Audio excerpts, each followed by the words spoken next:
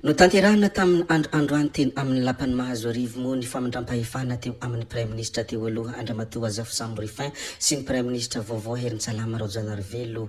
Nandritra izany lanonana izany moa dia nisy ny fitenenan'ny Andriamatoa Prime Ministre teo aloha ary betsaka ny zavatra izay noresahany ka feno ambom-pirenena sy fitiavan-tanindrazana indrindra mifono fahendrena ihany koa. Anisan'ny teboka lehibe iray izay nambaran'ny Prime Ministre teo aloha Andriamatoa Zafy Sambo ny hoe oka tsy ho isy fitanilana any amin'ny fakitra fa izy ireo dia mba mila fampandrosoana. Raha ny fitiavan-tanindrazana no mibaiko atsika, raha ny fitiavan-tanindrazana no mibahana ao anaty fontsika dia ho lasa lavitra i Madagasikara ary handrosy ity izay mba mangetaheta fivoarana, mangetaheta fandrosoana. Namafisiny Andriamatoa Prime Ministre teo aloha ihany koa ny hoe oka tsy ho isy valifatina ankolaka na mivantana hoe izy raha nandray ny fitenenana. Ndeha arantsika kely moa ny lateny izay nataon'ny Prime Ministre teo aloha tsy iza moa izany fa Andriamatoa Zafy Samborifin. Oka tsy andaraka olombeandoha fa samy malagasy sika rehetra entan'ny fanompona sy ny fitiavan-tanindrazana izay sotoavana mampiray sy manome hery atsika anorina ho avy mirindra sy milamina. Saiko ny manambara etony fa ny fataonan'Andriamanitra ny fototra iorenan'ny fitondrana mendrika. Tokony hita taratra izany amin'ny fanapahan-kevitra sy amin'ny fomba fitantanana ny raharaham-pirenena. Nataoko fanamby araka izany ny anamafisana ny ady amin'ny kolikoly, ny fanehoana ny mangarahara.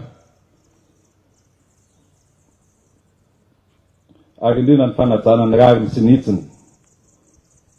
Satria tsy misy firenena mandroso ao anatin'ny tsy fandalana ny rariny, ary tsy misy firenena miarina ao amin'ny tsy fahamarinana. Koa antso avy no ataoko amintsika mba samy tsy hentra amin'izany ady zany, satria ambana sikeja lehibe mitondra ny firenena ho any anaty kizolalina ny tsy fanoherana izany kolikoly izany.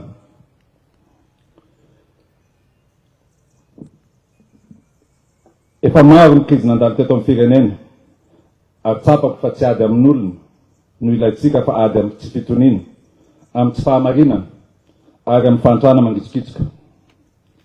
Ny vahoanana dia tsy hita ny ivelany fa eto amintsika eto ihany, amin'ny fampidiniana, amin'ny fampiresahana paindrena tsy misy fanilikiliana ary amin'ny fanajana ny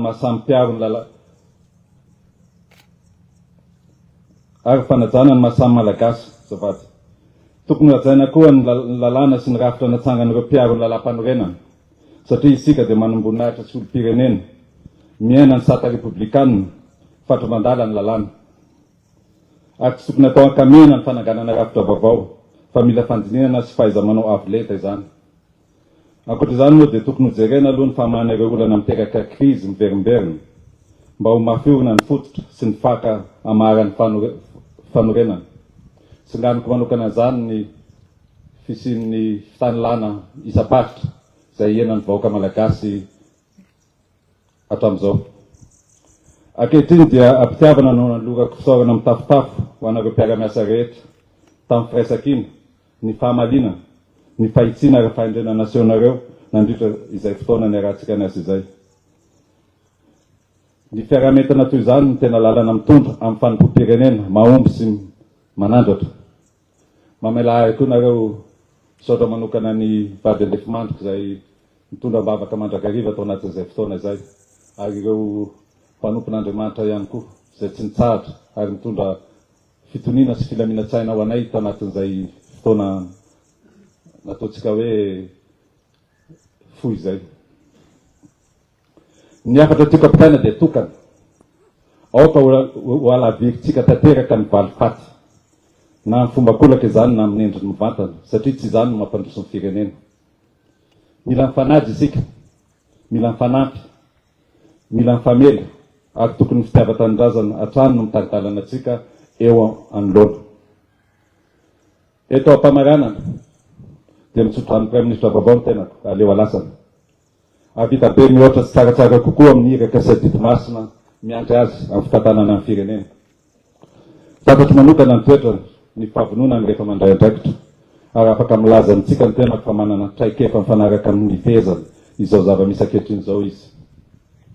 Koa oka isika rehetra noana azy amin'izany isaka lehibe izany ary ara-iasa amin'ny mpahamendrehana sy ny fahavononana tanteraka. Anao soroka miara-milanja sy tongotra miara-mamindra ho an'ny tombotsoa ambonin'ny firenena. Oela velona Madagasikara, oela velona ny fiasan-kina malagasy ho an'ny tanindrazana. Ino moa ny lahateny izay nataon'ny Prime Ministre teo aloha Andriamatoa Zafy Sambo Rifin, ary rehefa vita moa ny lahateny izay nataony dia nandray fitenenana ihany koa ny Prime Ministre ankehitriny, ary toy izao ihany koa ny lahateny izay nambarany Prime Ministre ankehitriny. Prime Ministre lehibe ny gouvernement tarana nandray fitenenana teny amin'ny lapany mahazo arivo, ndeha arantsika vetivety ny amin'izay. Za koa moa mbola miala mandeha amin'le asa-panjakana ka miangavy anareo raha nabavy sy raha isany raha solafaka na diso famindra dia apio fa zatsika iraina mankasitraka anareo.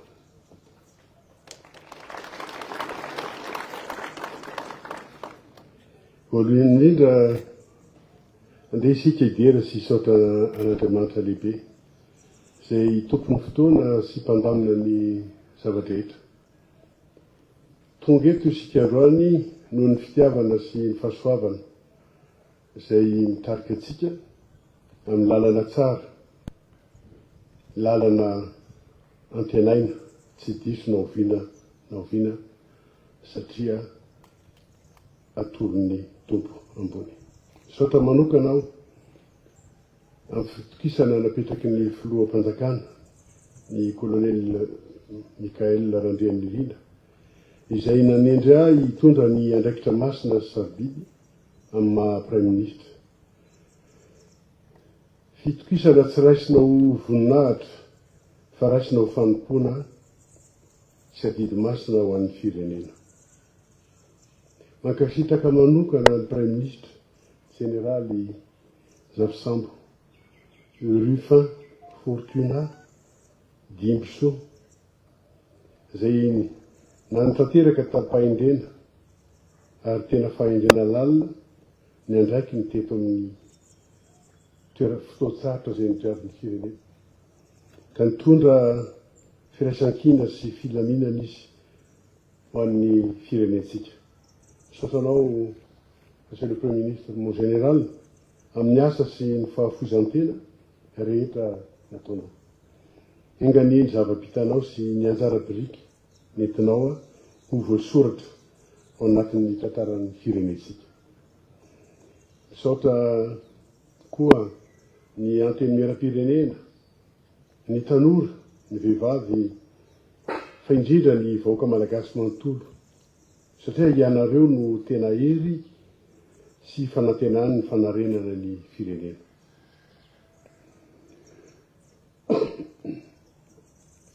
Mankasitraka manokana ny folo alida sy ny tandron'ny filaminana aho izay nijoro mpiaro ny firenena sy ny asan'ny fanjakana. Naneo amin'ny asa sy ny fo fa mbola velona eto amintsika ny fitiavan-tanindrazana. Tompoky lasy tompoky vavy. Androany dia nisokatra ny pejy vaovao amin'ny tantara Madagasikara. Pejy vaovao satria pejy feno fanampy. Nefa koa feno zavatra ary fanantenana vaovao. Masina sy mavesatra ny andraikitra napetraka aminay dia ny anarina hanavao ary hanatsara ny fiainan'ny malagasy tsirairay.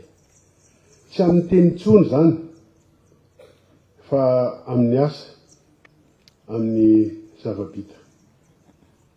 Ito aho dia mbola mamerina ireo teniko ho antsika namana mpanao gazety. Ny aleko hoe tompo dia hiasa fa tsy tena hikabazy. Dia veloany vokatry ny asa no resadresantsika amin'ny fotoana mamety azy. Ao anatin'ny fahanginana koa no ahafahana mavita ny asa tena izy lavitsy ny tabataba.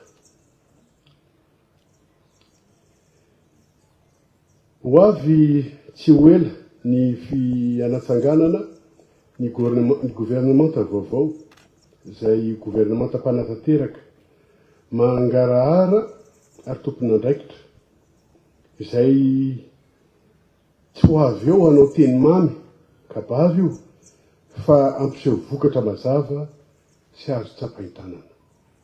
tompoko lasy tompoko vavy araky ny toromarika napetraka omaly dia efa navoaka ny fandaminana manokana momba ny fiarovana ny fananam-panjakana izay fiara na fitaovana na trano ampiasaina tsy amin'ny asa ara-dalàna dia tsy maintsy averina amin'ny fampiasana azy araky ny tokony ho izy ary manantena anareo mitady filaminana anampy amerina tsy fisin'ny kabraraka tsy anaky ny fanararaotana ny kolikoly ary fandaniny impona itsika iverina amin'ny fahamatorana ny fifehezana ary ny fitandremana amin'ny fananana iombonana isika satria ny fananana iombonana dia tsy amin'olona iray na antokon'olona fa ny vahoaka malagasy manontolo izay no tena hasin'ny fitantarana marina sy madio araky ny nambaran'ny filoham-panjakana nandritra ny fianianany tamin'ny 17 oktobra 2024 dia tsy maintsy enjehina sy saziana ireo rehetra manimba ny asin'ny firenena amin'ny fanodikidonana volam-panjakana na ny harem-pirenena izany dia tsy hisy izahana tavan'olona tsy hisy hoarovana noho ny mahavana na manamana izay meloka dia tsy maintsy mamerina sy manonitra na eto tanindrazana zany na ny velany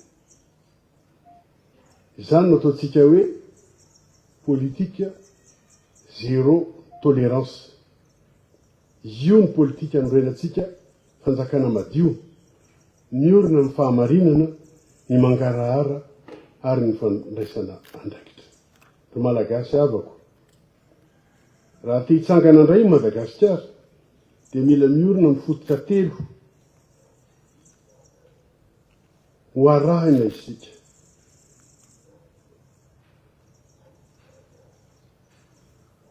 soatoavina voalohany dia ny fanajana sy ny fifanajana fanajana ny lalàna fanajana ny asin'ny olona tsirairay fanajana ny fananana iombonana ary fanajana ny fitsipika ny fehy ny fiarahamonina ny soatoavina faharoa dia ny fihavanana io dia tena malagasy maha malagasy atsika io fa na misy ary ireo mpahay teny sy mpikaroka dia tsy hita loatra ny amadiany an'io amin'ny teny vahiny na amin'ny teny frantsay na amin'ny teny anglisy na amin'ny teny maori na amin'ny teny tsy fantatro tsy misy ahafahanao manazava an'izany hoe fihavanana atsika malagasy io tompoko ary jorotsika malagasy be ny taindinika momba an'io andao le fomba fiainantsika sy firahantsika no anapotsana azy hoe zay ny tena fihavanana marina dia zay ny apotranay mirahalahy eto fihavanana marina tsisy resaka politika tsisy resaka hafa na fihavinana ino malagasy eto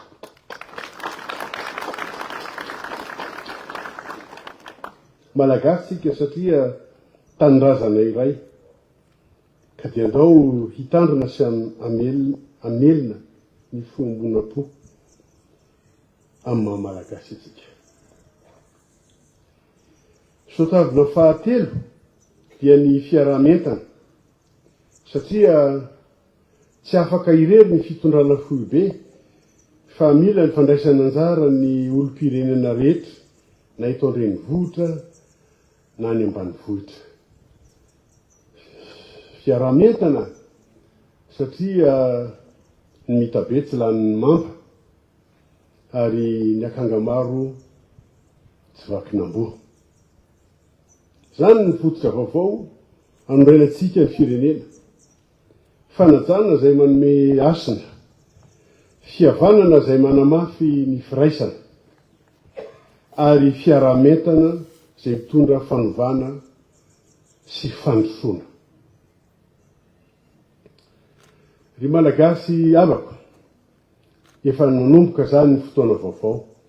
Adiditsika dia tsy ny fampitsara tsony fa ny ara-miasa, tsy ny fampitsikerana atao fa ny fanampy, tsy ny taraina fa ny anangana sy anatsara. Mila faharetana amin'ny ezaka, fahamatorana amin'ny asa ary finoana fa mbola afaka mitsangana sy miroborobo i Madagasikara. Amin'ny alalan'ny fanajahana, fihavanana ary fiarah-mientana dia ho tonga amin'ny fandriam-pahalemana, fahamarinana ary fahalombiazana isika. Engany ho eo amintsika mandrakariva ny fitarian'Andriamanitra ho amin'ny fanondrenana firenena madio, mirindra ary mendrika. Makasitaka tompokilay, makasitaka tompokivavy, makatelina tompokilay. Ino moa ny lahateny izay nambaran'ny Prime Ministre ankehitriny, Prime Ministre lehiben'ny gouvernemanta ny androany ihany koa teny amin'ny lapam-panjakana Iavoloha dia nanomboka ny fifampidinihana eo amin'ny filohampanjakana ireo kolonely miaraka amin'ny army Sadek. Hatramin'ny sabotsy izao no hanatanterahana ireo fifanakalozan-kevitra sy fifampiresahana ary hivoaka aorian izany ny tatitra ofisialy. Zay ihany koa no namarana ny videontsika ry tompoko vavy sy tompoko lahy koa dia mankasitraka anareo na vitanay hanao hatramin'ny farany ary mbola manentana anareo foana ny mbola hanaraka ny video manaraka izay alatsaka iaty misesisesy zay fa tsy halavianay ny resaka hametra veloma izay veloma vetivety amin'ny manaraka indray no manao ny misimisy veloma ary tompoko lahy veloma tompoko vavy.